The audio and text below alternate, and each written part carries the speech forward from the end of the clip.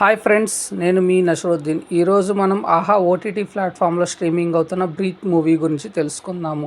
ఈ మూవీ ఎలా ఉందంటే, సహజంగా మెడికల్ మాఫియాతో ఇప్పటికే ఎన్నో సినిమాలు వచ్చాయి.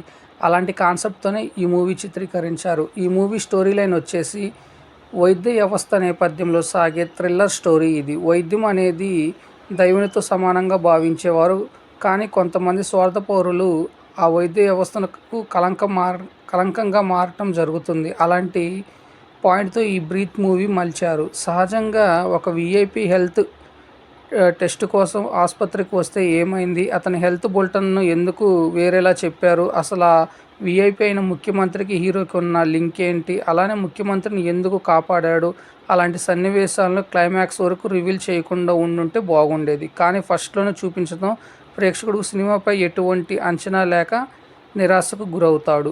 ఈ మూవీ చెప్పుకోతగ్గ సన్నివేశాలు, హీరో ఎలివేషన్స్ ఏమీ అంతగా ఆకట్టుకోలేకపోవటం వల్ల సినిమాపై పెద్ద ఇంట్రెస్ట్ ఉండదు.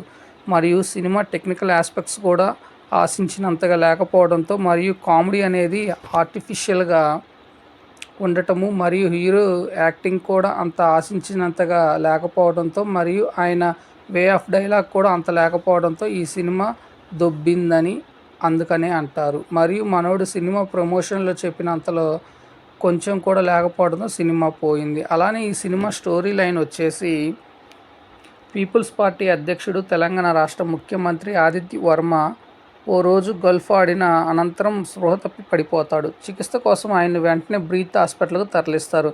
అదే సమయంలో సీఎంను చంపేందుకు కొందరు కుట్ర పన్నుతారు.